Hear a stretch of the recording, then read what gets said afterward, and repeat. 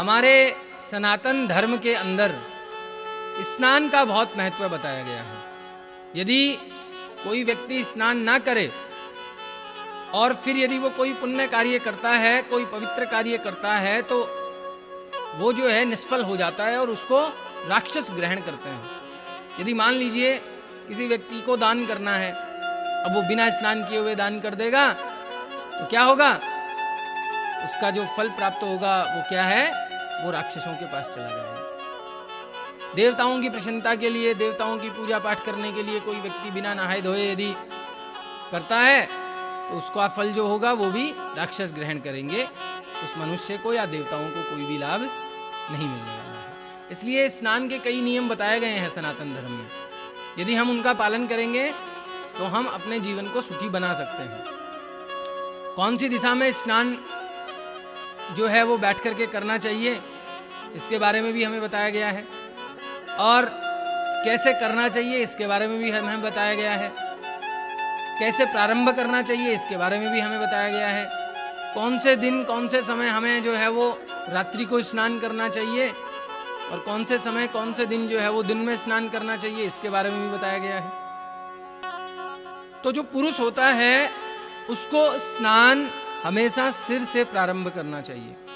बहुत सारे लोग जो होते हैं वो सर पे पानी नहीं डालते हैं, पहले अपने पैरों पे पानी डालेंगे, फिर यहाँ पानी डालेंगे, फिर यहाँ डालेंगे, सर का नंबर अंत में लेंगे, जो कि गलत है। ऐसा नहीं करना चाहिए। पुरुष को हमेशा सर्वप्रथम सर पे पानी डालना चाहिए, उसके बाद में स्नान करना चाहिए। बिना स्नान किए कभी भी चंदन का उपयोग नहीं करना चाहिए। बहुत सारे लोग क्या होते हैं, नहाएंगे नहीं, तिलक लगा लेंगे, चंदन का नहीं लगाना चाहिए। विशेष प्रकार की कोई परिस्थिति हो तो बात अलग है, उसके बारे में भी बताया गया है, वो भी हम चर्चा करेंगे।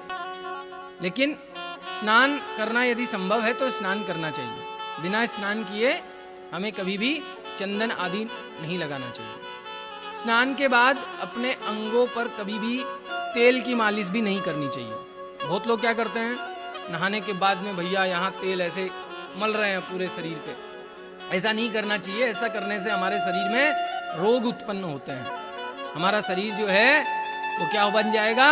रोगी बन जाएगा। तो हमें इससे बचना चाहिए। संध्या के समय और रात के समय कभी भी स्नान नहीं करना चाहिए। बहुत सारे लोग संध्या के समय स्नान करते हैं, रात के समय स्नान करते हैं, नहीं करना चाहिए। इसका हमें विशेष प्रकार से ध्यान रखना चाहिए। सूर्य ग्रहण और चंद्र ग्रहण के समय, सूर्य ग्रहण और चंद्र ग्रहण के समय जो है वो आप रात को स्नान कर सकते हैं, लेकिन अन्यथा आप संध्या के समय और रात के समय स्नान ना करें। हाँ, कोई विशेष प्रकार की परिस्थिति है उसमें बताया गया है, उन नियमों का पालन करते हुए आप जो है वो कर सकते हैं, किंतु ऐसे ही ना करें। और कभी भी नग्न होकर के स्नान ना करें। बहुत सारे लोग जो हैं वो निवस्त्र होकर के, सारे वस्त्र निकाल करके जो है वो स्नान करते हैं। ऐसा भी आपको नहीं करना चाहिए। हजामत बनवाने के बाद में, हजामत का मतलब आप समझते हैं? हजामत का मतलब होता है बाल कटवाने के बाद में, नाखून कट करने के बाद में, शेविंग करने के बाद में, स्त्री का संग करने के बाद में, बुरा सपना देखने के बाद में, या फिर शमशान भूमि में आप गए हैं, किसी के दाग संस्कार में गए हैं, या फिर ऐसे ही टहलने के लिए शमशान भूमि में चले गए, तो ऐसी परिस्थिति में क्या करना है? सारे वस्त्र पहने हुए ही स्नान करना है। इस बात का ध्यान रखिएगा। ऐसा नहीं कि हम जैसे रेगुलर बेसिस पे बाकी वस्त्र निकाल करके जो है वो अंत्य वस्त्र पहने रखते हैं और फिर स्नान करते हैं। एक तो ये प्रक्रिया होती है। दूसरी प्रक्रिया होती है कि जब आप हजामत बनवा के आते हैं, यानी कि शेविंग वगैरह, कटिंग वगैरह, बाल आपने कटवाए हैं या नाखून कट किए हैं, या फिर आपने स्त्री का संग किया है, या फिर आपने जो है वो शमशान भूमि में आप गए हैं, ऐसी प्रकार की, या फिर कोई आपने सोते हुए कोई बुरा सपना देखा है या रात को कोई बुरा सपना देखा है, तो ऐसी परिस्थिति में क्या करना है? जो वस्त्र आपने पहने रखे थे उन्हीं वस्त्रों को पहने हुए आपको स्नान करना चाहिए। इसके भी लाभ बताए गए हैं। और भोजन के बाद में कभी भी स्नान नहीं करना चाहिए। बहुत सारे लोग क्या है, भोजन करने के तुरंत बाद स्नान करेंगे। पहले तो वो स्नान नहीं करेंगे, पहले तो वो प्रसाद पाएंगे, लाओ जी आने दो पराठे आलू के चाय के साथ में सुबह सुबह, और फिर उसके बाद में वो जो है वो स्नान करने जाएंगे। तो ऐसा नहीं करना है। ये लंबे समय के लिए बिल्कुल भी अच्छा नहीं है। 1% भी ये अच्छा नहीं हो सकता, क्योंकि देखने में आता है ऐसा करते हैं लोग। कहीं कहीं पे तो सुनने में आता है, एक बार एक माताजी थे, उन्होंने अपने बेटे के लिए मुझे फ़ोन किया था, बताया था कि मेरा बेटा जो है वो दीर्घ संका भी नहीं जाता है, सुबह उठते ही सबसे पहले जो है वो ब्रेकफास्ट कर लेता है और उसमें आलू के पराठे इसको चाहिए, वो भी चाय के साथ में। उसके बाद में ही जो है वो मल त्याग करने जाता है।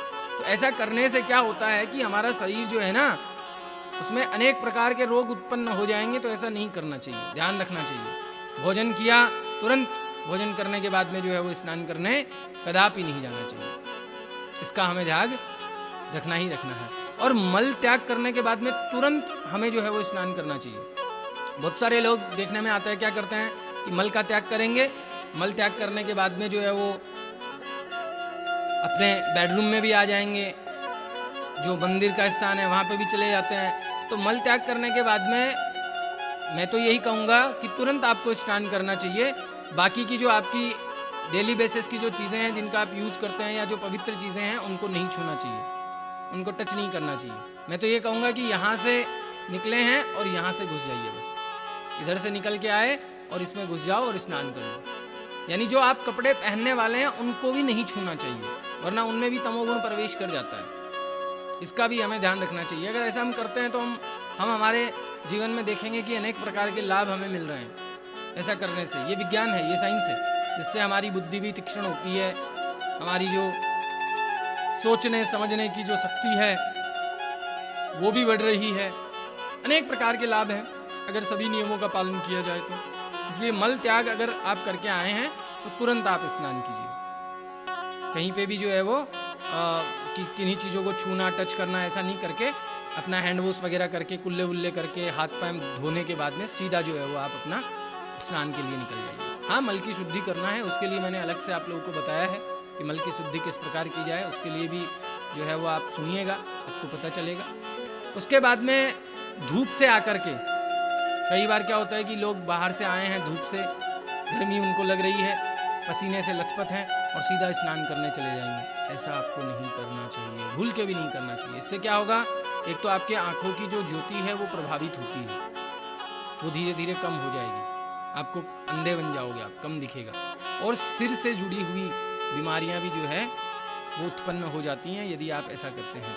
और कहीं कहीं तो देखने में आता है कि यदि ज़्यादा ही उनका शरीर तपा हुआ है और उन्होंने स्नान किया है तो मृत्यु तक भी हो सकती है, मृत्यु तक भी हो जाती है, ऐसा सुनने में आया है बहुत जगह पे। तो इस बात का आपको ध्यान अवश्य रखना चाहिए। बाकी स्नान के बाद कभी भी हाथों से, अपने जो हाथ हैं उनसे कभी भी शरीर को नहीं पोंछना चाहिए। कोई अच्छा शुद्ध पवित्र कपड़ा लेकर के जो है वो आप उसको अपने शरीर को पोंछ सकते हैं। बहुत सारे लोग जो है वो नहाने के बाद में ऐसे ऐसे हाथों से उस पानी को पोंछते हैं, तो ऐसा नहीं करना चाहिए। या फिर जो है वो सर को हिलाते हैं, बालों को झटकते हैं, ऐसा नहीं करना चाहिए। इससे तो फिर आप दोबारा जो है वो आपने स्नान किया और आपने बाल इस तरीके से झटकाए तो फिर जो है वो जो छींटे पड़े वो वापस आपको अशुद्ध कर देते हैं। तो इसलिए इस प्रकार आपको कार्य नहीं करना चाहिए। इन नियमों का पालन यदि आप करते हैं तो आपका जीवन बहुत ही खुशहाल और सुखी होता है।